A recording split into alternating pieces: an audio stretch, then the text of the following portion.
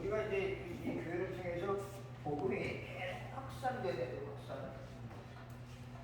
확산되는 복음을 누리려면 복음이 확산되는 것을 우리가 체험하려면 중요한 것이 초대교회에서 어떻게 했길래 이렇게 복음이 확산될 수 있었느냐를 알아야 되고, 그렇다면 우리 경주 지역에 이 복음을 어떻게 확산시켜야 될 것인가를 오늘 말씀을 통해서 오늘 몇 가지 꼭 붙잡아야 될 약속을 우리가 다시 한번 확인해 보도록 하겠습니다. 자, 오늘 제목이 뭐냐? 확산. 저는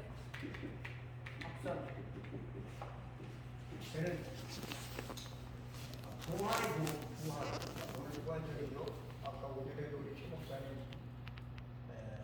미술 부활을 또 들으셨는데, 이건 또 들어도 괜찮아요. 또 들어요.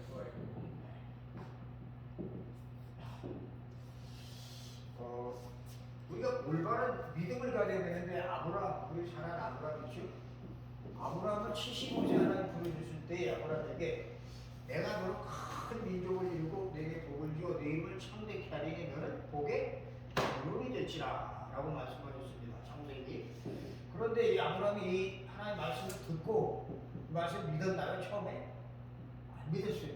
어떻게 내가 지금 나이가 75살인데 어떻게 날더러 모든 민족의 복의 근원이 되게 할 것이냐 라고 하는 그런 생각을 가지고 안 믿고 엉뚱한 짓을 했습니다. 그러다가 자기 부인을 팔아놓고, 그리고 또 어떻게 되죠? 내 나이가 자꾸 늙어가니까 어떻게 되지? 아들을 봐야 되겠다 싶어갖고 엉뚱한 짓을 해서 낳은 아들이 누구죠? 그 이스마엘. 이 이스마엘 때문에 지금 모든 그 중동 문제가 전부 여기서 다 나옵니다. 그런데 이거부터 이 아들을 낳을 때가 86세인데 이때부터 한참 지나서 몇 살 때? 100살 때 아들을 주십니다. 그 아들이 누구예요? 우리가 잘 아는 이삭. 그렇죠? 이 이삭이라는 아들을 주시는 이 아들을 통해가지고 하나님의 주신 이 언약이 계속 이루어져 갑니다. 성취됩니다. 그래서 마태복음 1장에 보면 예수 그리스도의 세계라 하면서 아브라함과 다윗의 자손 예수 그리스도의 세계라 라고 하는 그런 말씀이 마태복음 1장에 쭉 나오고 있는데, 자, 우리는 이 아브라함이 살아가면서 하나님의 약속을 받았음에도 의심하고 그리고 고민하고 불신앙했던 것처럼 우리도 내 형편, 처지, 환경을 보면 불신앙할 일들이 수없이 많이 생깁니다. 초대교회는 말할 것도 없고, 초대교회는 지난주에 말씀드렸지만 법적으로, 종교적으로, 또 사회적으로 고립됐어요. 그런데 마음을 하시는 것이 아무것도 없었던 그런 상황 속에서도 그들이 복음이 마음껏 확장될 수밖에 없는 그러한 축복을 누렸던 비밀이 뭐냐? 이게 뭐냐? 우리가 이걸 꼭 찾아야 됩니다. 첫 번째로 뭐냐? 그들은 올바른 부활에 대한 올바른 믿음을 갖고 있습니다. 우리가 부활, 그러면 많은 사람들이 생각을 합니다. 부활은 죽었다 살아난 것이라고 그리고 우리가 생각하고, 또 지금도 우리 실내체육관에서 오늘 부활절 예배를 드렸는데, 부활에 대해서 정확하게 우리가 올바른 믿음을 갖고 있지 않으면 초대교회에 일어났던 그러한 기적의 역사는 우리가 체험할 수가 없습니다. 그래, 마귀는 자꾸 부활을 속여. 어떻게? 예수님 당시에도 그 로마 군병들이 지키고 있었음에도 불구하고 예수님 시체가 그대로 훔쳐갔다. 그리고 예수님이 안 죽었다, 덜 죽었다, 기절했다. 그리고 예수님을 본 것은 또 환상이다, 환상 하는 여러 가지 그런 잡다한 그런 설을 만들어내가지고 이 부활을 완전히 부활에 대한 이 사실을 흐려버리게 희박하게 만들려고 했던 것이 그때 당시에 유대인들의 모습이었습니다. 자, 부활이 되기 위해서는, 부활이 일어나기 위해서는 반드시 선행될 것이 있는데 뭐냐? 부활의 조건을 갖추기 위해서는 반드시 이루어져야 할 것, 그게 뭐죠? 맨 처음에 동정녀 탄생입니다. 동정녀 탄생. 예수님은 천의 몸을 빌려가지고 태어나신 분이기 때문에 이 동정녀에서 탄생하신 분이 아니면 절대로 이 부활하고 관계가 없어요. 그럼 동정녀 탄생이라는 이 이야기는 어디서부터 나오는 거죠? 이거는 왜 이 얘기가 나오죠? 아담의 후손으로는 절대 우리 인간의 문제가 해결될 수 없다. 왜? 아담 이후의 모든 사람들은 무슨 죄? 원죄 잡혔다. 원죄. 이 원죄는 모든 사람이 지은 죄입니다.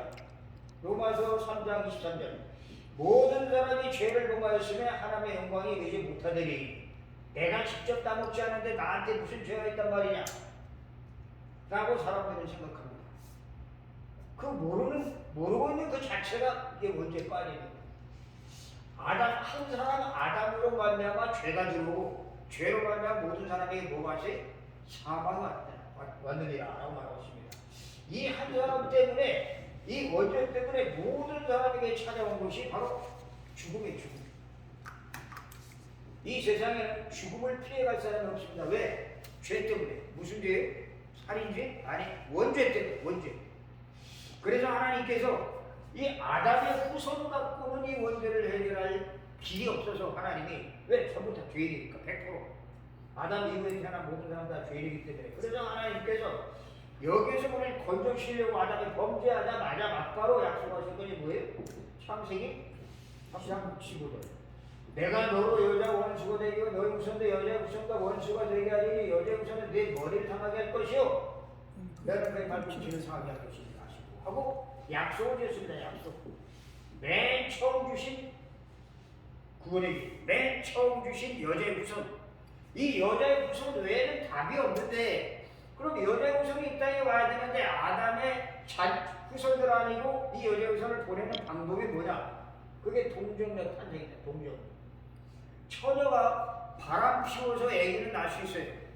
그러나 처녀가 한 번도 바람 피우지 않고 순결을 지킨 여자가 아기를 낳는다. 이건 있을 수가 없는 일. 근데 하나님은 그 있을 수 없는 이 동정녀 탄생을 통해 가지고 이 우리를 구원하시는 구원자를 보내겠다고 약속을 하신 약속의 그 성부가 창세기 3장 15절입니다. 이 동정녀 탄생은 초의학입니다. 이게 있을 수가 없거든요. 그러니까 과학자들이 그리고 의사들이 아무리 연구해도 이거 말도 안 된다. 그들은 자기들이 갖고 있는 그 지식, 자기들이 갖고 있는 학문 가지고 이걸 해결해 보려고 하는데 해답이 없습니다. 아무리 훌륭한 사람이라도 전부 다 뭐에 잡혔어요? 아담의 후손.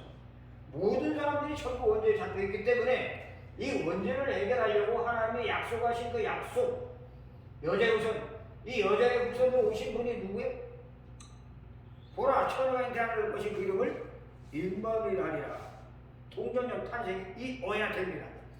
동정녀 탄생이 이어야 되고 두 번째로는 이 동정녀 탄생, 다시 말하면 처녀 몸에서 출생하신 이분이 우리 인간의 이 원죄와 우리 인간이 마귀에 속아서 저지른 그 저주와 재앙을 해결하기 위해서 그분이 하신 일이 뭐죠? 십자가에서 죽어야. 이분은 죽으려고 오셨습니다. 죽으려고 오신 이분이 바로 사람의 몸을 입고 오셨어요. 그런데 이렇게 독특한 방법으로 출생하셔가지고 십자가에 올라가서 죽으시면서 하신 말씀 뭐라고요? 내가 다 이뤘다. 내가 다 끝냈다. 이사야 53장 5절에 보니까 그가 찔림은 우리의 허물이라며 그가 상함은 우리의 죄악을 이라며 그가 채찍에 받음으로 우리가 나무를 먹고 그가 징계를 받음으로 우리가 평화를 누리고. 이건 하나님의 말씀이기 때문에 이 말씀을 부정하는 인간들은 짐승. 믿음이 없다고 볼 수도 있고 믿음이 약간 희박하다고 볼 수 있고 믿음에 대해 의심하고 있는 그런 상황에 빠지시는데 왜? 아브라함도 하나님이 처음 주신 약속의 말씀을 의심했어요. 왜? 내 형편을 생각해보자. 내 위치를 생각해보자. 내 나이가 지금 85세인데 75세인데 이게 도대체 내 입장에 봐서 이게 아이를 낳을 수 있는 상황이 아니라는 사실을 아브라함은 알았기 때문에 안 믿었습니다.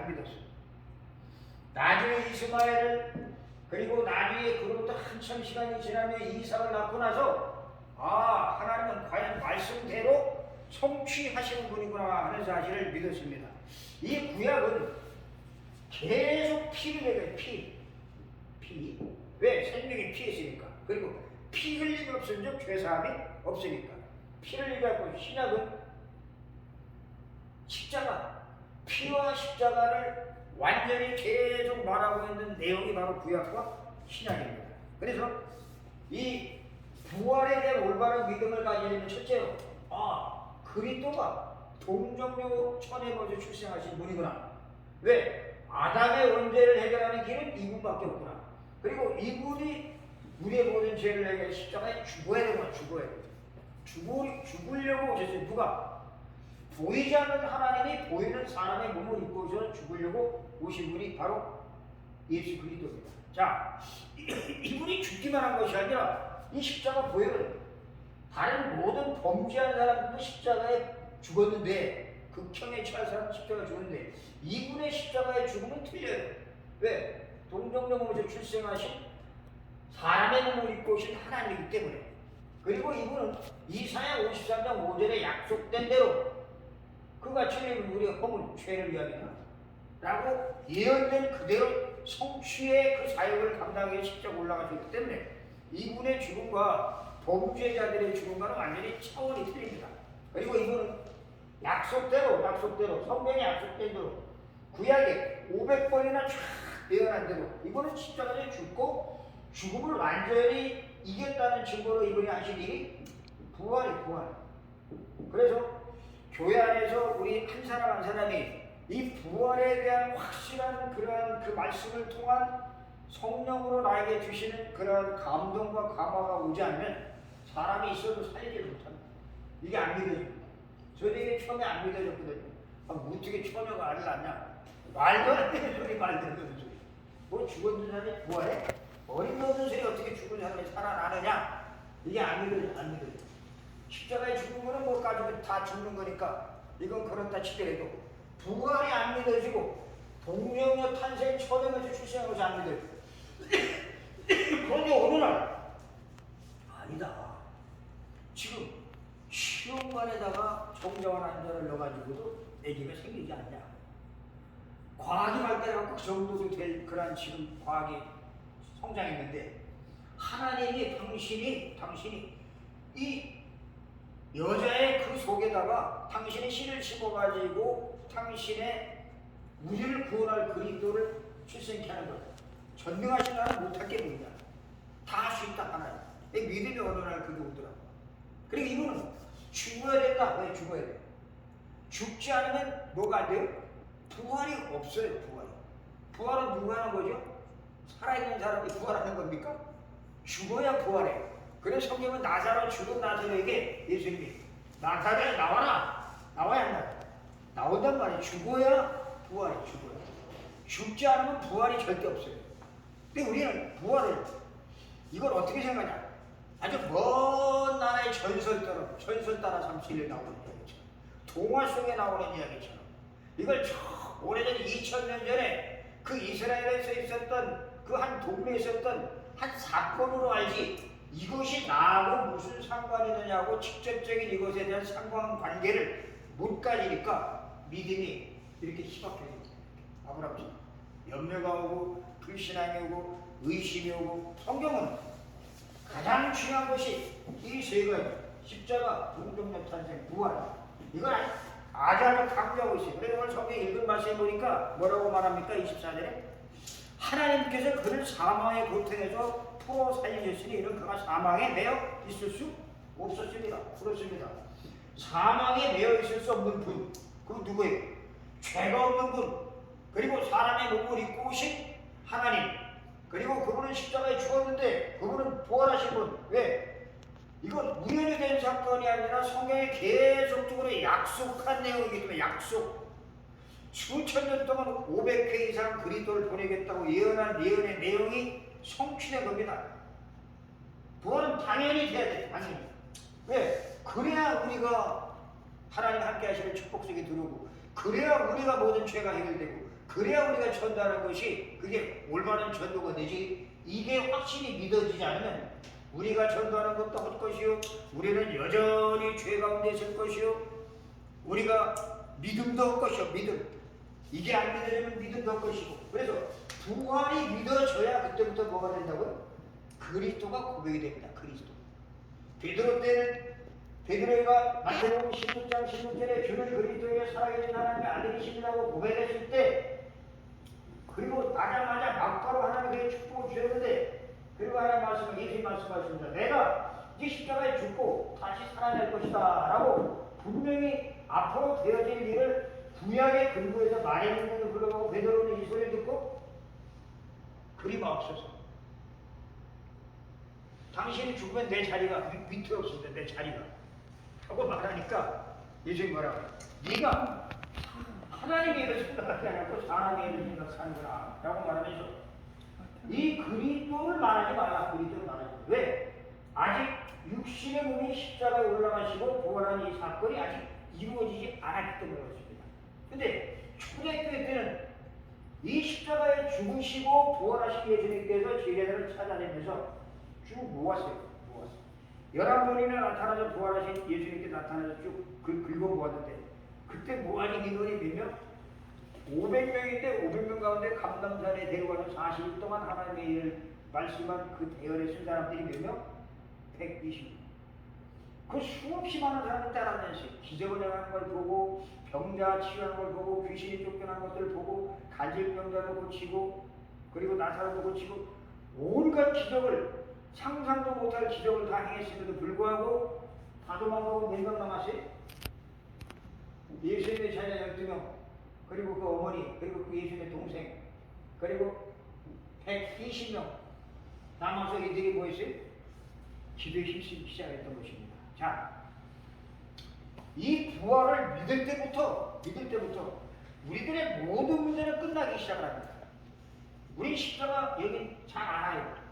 근데 십자가에서 죽으신 그분이 부활하셔야 될 이유, 왜 그분이 동정녀 초대범에서 출생하셔야 되느냐? 왜 그분이 십자가에 죽어야 되느냐? 왜 그분이 부활해야 되느냐? 왜 하나님이 이런 사건들을 만드셨냐? 왜 이런 사건? 왜 하나님이 동정녀 창생, 그리고 그분이 십자가에 죽고, 왜 그분이 부활하게 하게끔 이런 사건들을 왜 만드셨느냐? 이건 구약의 예언의 성취입니다. 예언의 성취고, 더 중요한 것은 그분이 부활하셔야 우리의 원죄가 해결되고 사단의 흑암이 꺾이고 하나님을 만날 수 있는 길이 열리는 선지자, 제사장, 왕의 세 가지 역할을 단번에 이루신 분이 누구예요? 그리스도. 여기에 대한 확실한 믿음을 갖고 있어야, 부활에 대한 확실한 믿음을 갖고 있어야 뭐가 돼요? 그 다음부터 어떤 일이 벌어집니까? 이 믿음을 갖고 있어야 그때부터 올바른 부활에 대한 증거가 나타나요. 증거.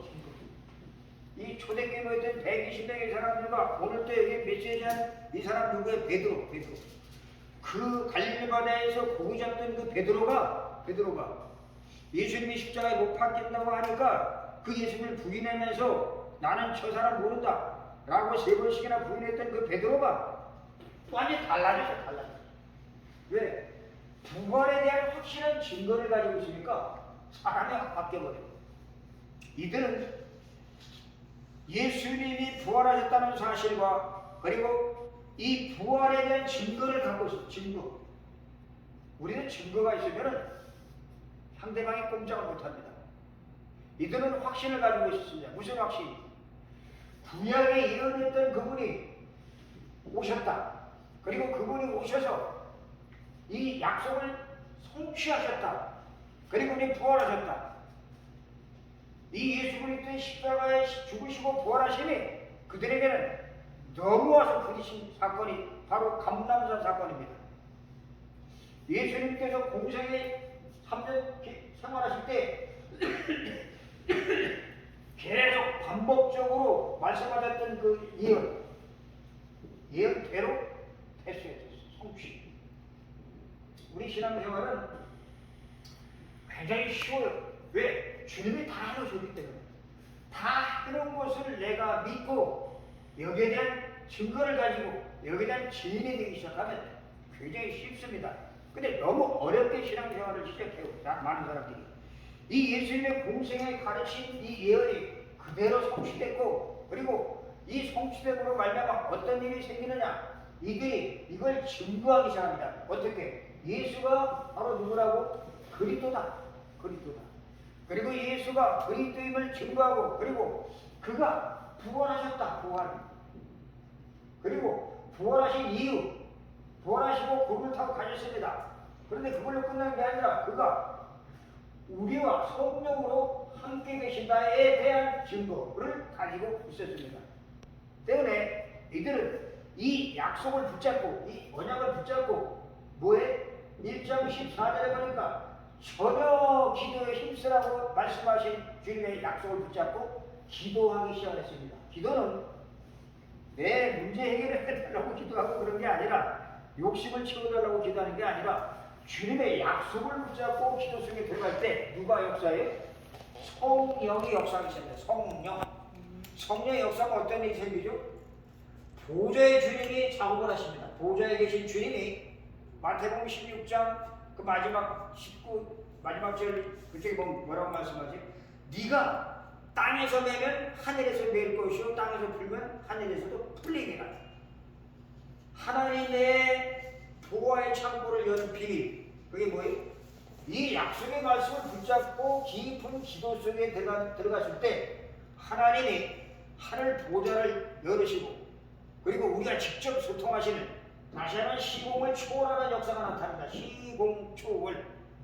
2000년 전에 계셨던 그분, 지금 하늘나라에 올라가 보좌에 계십니다. 그런데 그분이 보좌에 계신 게 아니라 지금 우리 속에 와 계십니다. 그분은 지금 살아요. 지금 현재 살아서 우리 속에 와서 우리에게 말합니다. 너희가 하나님의 성전인 것과 하나님의 성령이 너희 안에 거하시는 것을 알지 못하느냐. 이걸 우리 몰랐어요. 나는 몰랐어요. 여기 다 알지만 나는 몰랐어요. 그러니까 이 인생이 재미가 하나도 없어요. 너희가 하나님의 성령인 것과 하나님의 성전인 것과 하나님의 성령이 너희 안에 거하시는 것을 알지 못하느냐. 우리는 움직이는 교회, 움직이는 교회. 이 건물, 이건 뭐 나중에 다른 데도 옮기면 또 이건 아무것도 아니에요. 그러나 우리 자신이 한 사람 한 사람이 자신이 알고 있는 사람이 움직이는 교회, 무형 교회이기 때문에 우리가 가는 곳마다 어둠이 꺾이고 빛이 비추어지는 역사가 일어난다는 사실을 성경 우리에게 아주 구체적으로 얘기해 주면서 이 베드로는 오늘 말합니다. 36절 오늘 읽은 마지막에 보니까 그런즉 이스라엘 오직은 확실히 알지니 너희가 십자가에 못 박힌 이 예수를, 유대인들이 이를 못 박았잖아요. 그죠? 왜? 신성 모독한다고. 지가 하나님이라고 못 박았단 말이에요. 그 예수를 하나님이 주와 그리스도가 되게 하셨느니라. 그리스도. 인간의 고질적인 문제, 마귀, 사단, 원죄, 그리고 우리의 삶 속에 끝없이 찾아오는 저주, 재앙, 사단, 그거 해결하려고 그 원죄 문제가 해결되지만 나머지 모든 문제들은, 수없이 많은 문제들은 원죄 때문에 온 뭐라고요? 열매. 근데 우리는 신앙생활하면서 열매를 붙잡고 막 시험합니다. 하나님, 나 이렇게 죄지었습니다. 나 이런 거짓말했습니다. 나는 술 먹었습니다. 나 이런 사기 쳤습니다. 뭐 이런 것들 붙잡고 기도하다 보니까 마귀가 너무너무 좋아요. 이걸 모르니까요. 원죄에 빠지게 만든 그 장본인 누구? 마귀, 사단. 이 사단의 정체가 자범죄에 가려져가지고 힘해지고 사단은 그걸 노립니다. 그리고 우리는 사람을 만나고 그리고 누구를 대할 때 이 부분을 확실하게 말해줘. 확실하게. 인간의 죄는 원죄로 밟은 곳이다. 이건 당신이 직접 짓지는 않았지만 지금 아담과 하와의 우상이 전부 다 여기 영향을 받고 있다. 증거. 조주가 오잖아요. 조주. 재앙이 오잖아요. 돈 많다고 행복한가요? 아니. 좋은 집, 좋은 차 가지고 있다고 행복합니까? 정말. 그럼 반대로 가난한 집에 있다고 포기를 한가요? 아니. 실력 없다고 그 사람 인생이 완전히 땅바닥에 떨어져야 되나요? 정말.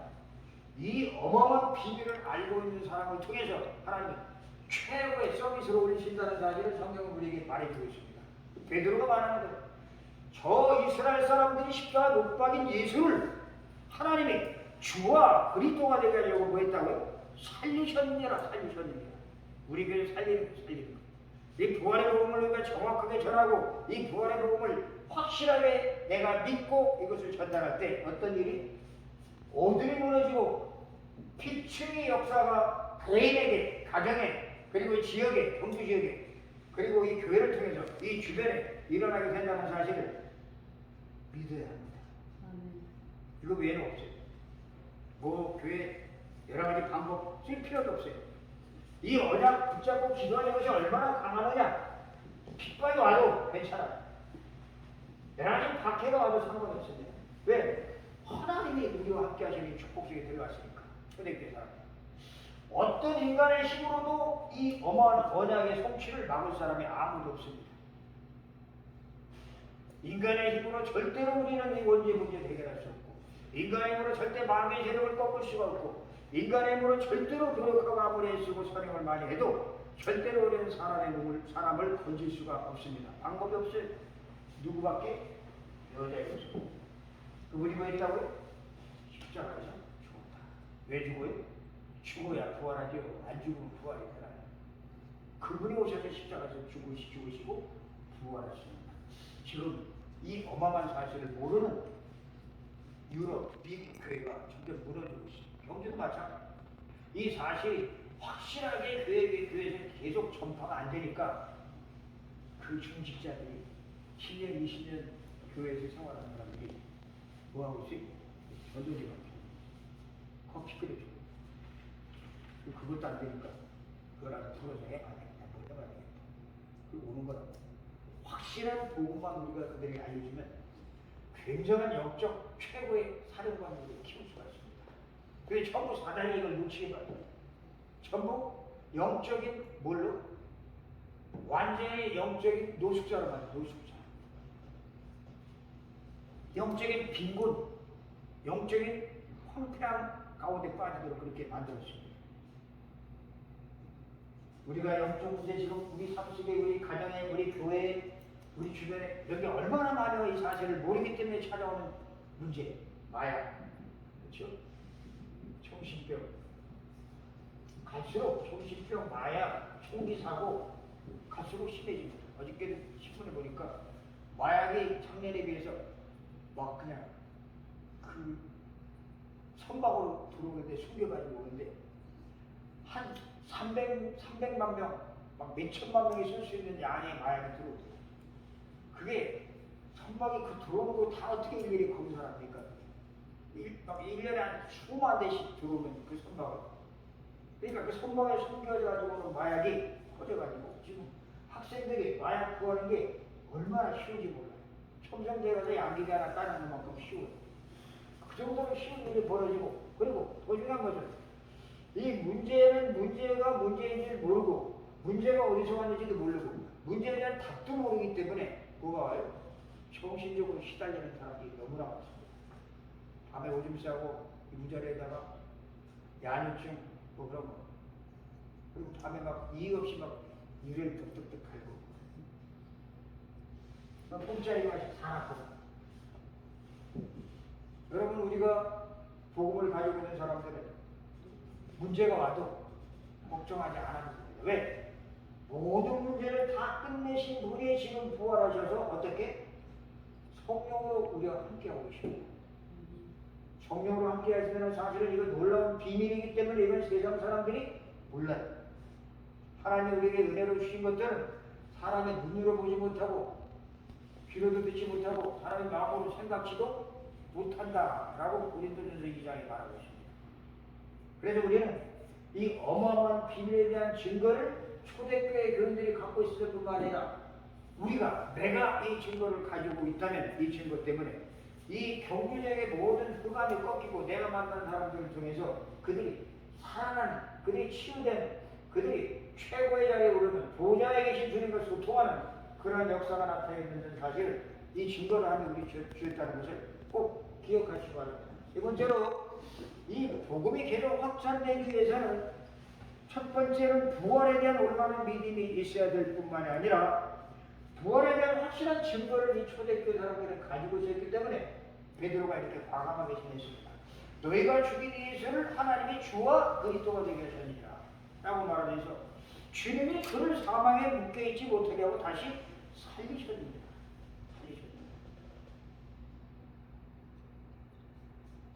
뿐만 아니라 이 올바른 부활에 대한 믿음을 갖고 있다는 올바른 확실한 증거를 가지고 있었고, 그리고 이들은 이 증거가 있기 때문에 뭐래요? 이들 가르쳐서 뭐라 그러죠? 증인이라고, 증인. 오직 성령이 너희에게 하시면 너희가 권능받고 예루살렘 공리도 사마리아 땅 끝까지 내 증인이 되리라 하고 약속을 했어요. 그래서 우리가 올바른 증거, 올바른 믿음에 대한 증거를 가지고 있어야 뭐가 돼요? 증인이 됩니다. 증인이 되면 어떤 일이 생기죠? 베드로가 여기에 대한 증인이, 베드로가 15나라 사람들이 모였을 때에 그 다락방에서 그 사람들에게 복음을 전파할 때 그들이 듣고, 아니 저거는 예전에 낚시기라든가 온 거 아니냐, 근데 어떻게 저렇게 말을 잘하지? 베드로의 입술을 주장한 것이 누구예요? 성령이 그 입술을 주장하셔서 그 마음속에, 그 영속에 하나님이 해야 될 말씀을 주시기 때문에 베드로가 여기에 대한 증인이 된 것입니다. 그러면서 말합니다. 사도행전 3장에 보니까 성전 미문에 들어가다가 그 앉아있는 안진뱅이를 바라보면서 내가 내게 있는 것을 내게 주노니 나사렛 예수 그리스도 이름으로 일어나 코로나. 이 안진뱅이라는 사건을 통해서 온 이스라엘 천역에 그 사건이 소문이 퍼지기 시작합니다. 퍼져. 그러면서 그 예수 그리스도를 전하지 말라고 유대인들에게 그토록 다짐을 받았는데 불구하고 이걸 전했다는 이유로 그 베드로가 법정에 법정. 그때 법정이라는 말이 뭐죠? 4장 12절. 천하인간의 구원을 얻을 만한 다른 이름을 우리에게 주신 일이 없음이니라. 그리스도 외에는 우리를 구원할 자 누구냐? 돌이냐? 성공이냐? 출세냐? 절대 아니다. 오직 예수 그리스도만이 우리를 구원할 것이다 라고 말하면서 아주 과감하게 얘기하면서 12장 7절에 보면 감옥에 이것 때문에 감옥에 갇힙니다. 그때 감옥 안에서 뭐하죠? 거기서 편히 쉽니다. 오랜만에 휴식을 취하자 하고 감옥 안에서 주무셔. 이런 평안함이 저와 여러분에게 있어지기를 바랍니다. 이걸 가지고 있어요. 어떤 문제가 와도 괜찮아요. 감옥에 있는 게 더 좋아. 왜? 조용히 쉬면서 국가에서 주는 밥 먹으면서 그거 먹고 조용히 집중해서 묵상하고 집중해서 기도하는 시간을 가졌기 때문에 베드로는 전혀 두렵지 않았습니다.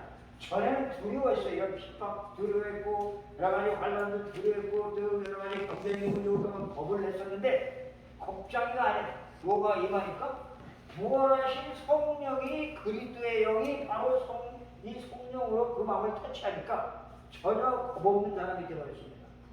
예전에 물고기 잡던 사람이 아니에요. 예전에 낚시꾼이 아니에요. 완전히 달라집니다. 완전히 달라요. 이걸 보고 사람들이 깜짝 놀라요. 이런 일이 저와 여러분의 삶을 통해 나타난다는 사실을 잊지 마시고 우리가 부활에 대한 확실한 증거를 가지고 가는 곳마다 기적이 일어납니다. 그럼 이 기적이 베드로만 통해서 일어났느냐? 아니, 딱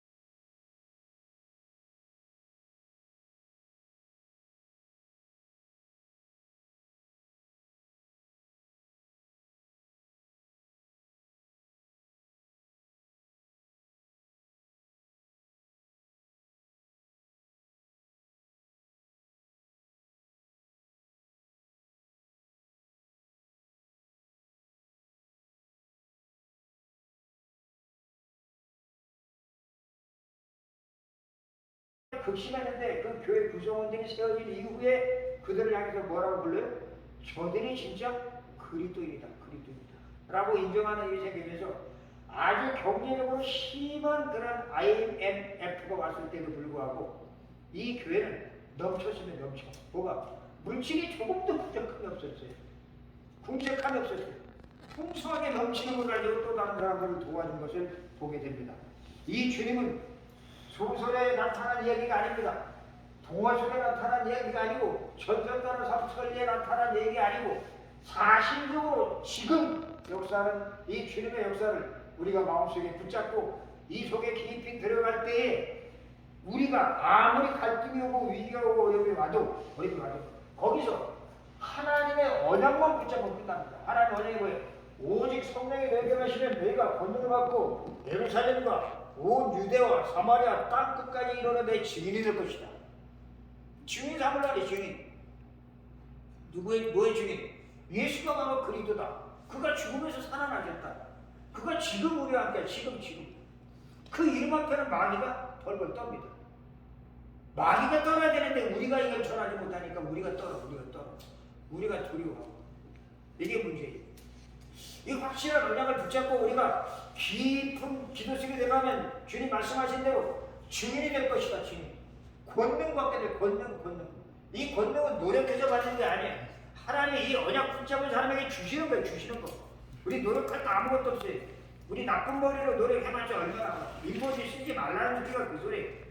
절대로 인본주의 쓰지 말고 이 약속만 붙잡고 뭐하라고요? 기도에 힘써라고.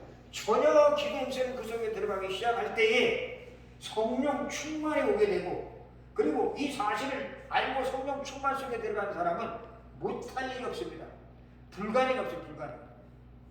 신분, 그 사람의 신분, 배경, 그리고 아무것도 없어도 괜찮아요. 없을수록 더 좋아. 없을수록. 배운 게 없을수록 더 좋고 가진 게 없을수록 더 좋아. 왜? 그 가진 것 조그만 것 때문에 내가 거기에 매여있잖아. 얼마나 우리가 그렇게 많이 살았어요. 그 조그만 것 때문에 그거 붙잡고 그거 안 잃어버리려고 그거 더 뻥튀겨서 튀겨버리려고 늘려보려고 얼마나 많이 우리가 그것 때문에 힘을 썼는지 몰라요. 그렇죠? 그걸 다 내려놓으란 말이에요. 내려놔. 완전히 내려놓고 우리가 우리 삶 속에서 깊은 속으로 우리가 들어가기 시작할 때에 우리의 삶에 진정한 성령의 역사가 시작된다는 사실을 꼭 기억하시기 바랍니다. 자, 그러면 우리가 이제부터 뭘 해야 되느냐? 우리가 이 언약을 붙잡고 뭐 하라고요? 기도. 이 속에 들어가라고 합니다. 사도행전 1장 14절. 그 언약 속에 깊이 들어가는 거예요. 그러면 이 언약 속에 깊이 들어가면 어떤 일이 생깁니까? 이 언약이 어떻게 흘러왔는가? 언약의 흐름이 보입니다. 흐름. 성경은 언약을 얘기하려고 하는 것이지 우리에게 뭐 십계명 잘 지켜라, 율법 잘 지켜라 그런 거를 얘기하려고 성경이 우리에게 66권을 주신 게 아니에요. 이 그리스도의 복음의 언약이 어떻게 흘러왔는가를 우리에게 구체적으로 알려주는데 어떻게? 아브라함이 알았고 이삭이 알았고 요셉이 알았고 아브라함, 이삭, 야곱, 요셉 이 네 명의 족장들이 알고 있었던 언약 그게 뭐죠? 창세기 3장 15절입니다. 그리고 창세기 6장 14절 방주를 만들어라. 여자의 후손을 보내줄 것이다. 방주를 만들어라. 방주가 뭐예요? 그게 바로 그리스도를 상징해요. 그리스도. 그러면서 말합니다. 이 모세와 그리고 여호수아 갈렙을 통해 가지고 이 창세기 3장 15절의 언약이 어떻게 흘러왔느냐? 출애굽기 3장 18절 피제사를 드리라. 피제사. 온 백성에게 피제사의 비밀을 알려주고 있습니다. 워낙 자꾸 까먹으니까 아주 완전히 400년 동안 노예 생활해가지고 80대 된 그 모세를 통해서 그들을 건져내면서 전 백성이 다 알도록 완전히 시청과 교육을 시켜요. 양 한 마리씩 다 잡아. 다 잡고 그 피를 받아서 어디다? 발라. 어떤 사람은 피가 징그럽다고 조금 바른 사람이 있고 어떤 사람은 액다 모르겠다고 확 부은 사람이 있고 많이 부었던 조금 찍었던 간에 피를 바른 사람은 확실합니다. 그죠? 그 피 때문에 뭐가 넘어가요? 죽음이 넘어가. 그걸 보고 무슨 절? 유월절. 우리의 삶 속에 이 그리스도 피만이 우리를 죽음에서 건지셨다는 사실을 확실히 믿으시기 바랍니다. 이거 얼마나 기가 막히고 너무너무 좋은 소식. 그래서 당시에는 이스라엘 백성들만 이 피를 바른 게 아니라 거기에 노예됐던 사람들 가운데는 수많은 200만 그 노예됐던 사람들 가운데는 순수 이스라엘 혈통 사람만 있었던 것이 아니라 노예로 잡혀왔던 다른 잡족들이 많이 있었어요.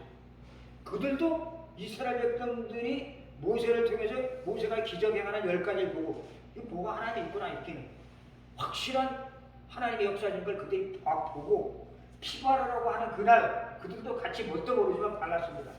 살았어요, 죽었어요? 살았지. 때문에 우리가 이 비밀을 정확하게 알면 우리 삶 속에 엄청난 일이 벌어져요. 그래서 이 피의 비밀 이거를 아브라함, 이삭, 야곱, 요셉이 이해했고 모세, 여호수아가 출애굽기 3장 18절을 확실히 알고 있었고 그리고 구약에 선지자, 제사장, 왕 수없이 많은 사람들이 왔습니다. 그렇죠? 수많은 선지자, 수많은 제사장, 수많은 왕들이 왔는데 이 언약의 흐름의 비밀을 알고 있었던 선지자가 섰을 때는 하나님을 올바로 전달했고 올바른 왕, 히스기야 왕, 다윗 왕 같은 사람이 섰을 때는 올바로 통치를 해서 그 나라가 평안을 유지할 수 있었는데 이걸 모르는 선지자, 제사장, 왕들이 너무나 많았어요. 그런데 구약에는 이 사실을 몰랐던 악한 왕들이 이스라엘 남유다 꽉 찼어. 왕인데 그 왕들에게 비밀을 하나님이 아브라함과 이삭, 모세 쭉 알려줬는데 이 비밀이 그들에게 깊이 뿌리 내리지 않았기 때문에 백성들을 제대로 통치하지 못하고 나중에 시드기야 왕은 어떻게 죽죠? 눈이 뽑히고 발목에 쇠사를 채워가지고 바벨론으로 포로로 끌려갑니다. 우리의 삶 속에 이런 일들이 얼마든지 일어날 수 있고 지금이 있는 일 그전에 있던 사건이 아니라 옛날 사건이 아니라 지금도 우리의 삶 속에 이런 일들이 벌어지겠다는 사실을 잊지 마시고 이 언약을 깊이 새겨야 됩니다. 그러다 아주 유명한 선지자가 나와요. 누구죠? 이사야가 말합니다. 뭐라고? 보라, 처녀가 잉타하여 아들을 낳을 것이 그 이름을 임마누엘이라. 이사야 7장 14절. 이거를 계속 예언했는데도 이들은 이 사실을 알지 못하고 이사야에게 말합니다. 올라가서 이 말씀을 외쳐라. 푸른 마르고 꽃은 시더라. 이 말씀은 영영이 선이라 하고 외쳐라. 하고 외치다가 어떻게 돼요? 토백혀 죽습니다. 누가? 이사야가. 순교를 당한 순교. 이 비밀의 주인공 언약의 흐름이 이렇게 흘러왔습니다. 이 언약을 모르면 어디에 잡히죠? 율법 10계명에 잡혀요. 거기에 잡히면 절대로 우리는 율법에 잡히면 율법의 구원이 있어요? 없습니다. 그럼 우리 인생이 굉장히 비참해져. 율법 지키느라고 비참해지고 안 지켰기 때문에 죄책감이 오고 지켰기 때문에 또 다른 사람들 무시하고 그런 일이 계속 벌어져요. 심각한 일이 벌어집니다. 그래서 이사야 7장 14절 보라 처녀가 잉태하여 아들을 낳을 것이요 그 이름은 임마누엘이라 한 약속대로 그대로 오셨어요. 그래서 그 약속대로 오신 그 예수님을 3년 동안 따라다니던 베드로가 봤습니다. 그러면서 고백해 뭐라고? 주는 그리스도시요 살아계신 하나님의 아들이십니다. 올바른 고백을 했어요. 올바른 고백을 했음에도 불구하고 마태복음 16장 2절에 이후에 28장까지 예수님이 부활하셔서 그들에게 나타날 때까지 가지고 있는 그 성격들을 못 버려가지고 또 예수님을 또 고백하고 나서도 또 예수님을 부인하고 또 인정하지 않고 의심하고 또 그런 일이 반복에 벌어집니다.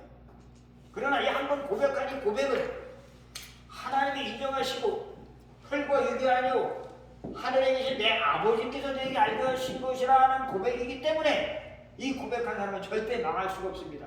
그렇게 예수를 부인하고 그리고 예수를 배반했어도 누가? 예수님이 찾아오지. 일로 와라.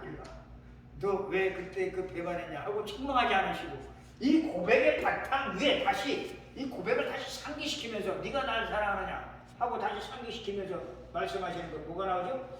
요한복음 21장 15절에 18절 내 어린 양을 목여라 내 어린 양을 쳐라 하고 말씀하고 있습니다. 자 우리가 중요한 거 생각해야 됩니다. 아무리 힘들고 어렵고 그리고 우리 아이들이 저 멀리 유럽에 가 있어도 이 언약 속에 들어오면 그 아이는 하나님 시키죠. 부모가 거기 어디 쫓아다니고 힘들어 죽겠는데 보내놓고 막 가슴 아프고 저 어린 것이 저기 가서 어떡할까. 나도 그래서 나도 우리 딸을 보내놓고 나서 굉장히 마음이 아프더라고. 그 문화도 안 통하고 말도 안 통하는 동네에 보내놓고 말이지. 가볼 수도 없고 한 번 가버리면 비행기 타고 가냐면 만만치 않잖아요.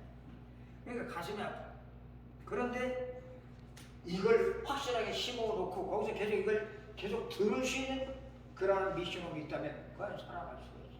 그걸 못 들으면 가서 아무리 열심히 공부를 하고 박사학위를 받아올 때 소용없어. 우리 병원에 박사학위 받은 사람 몇 살이 있거든.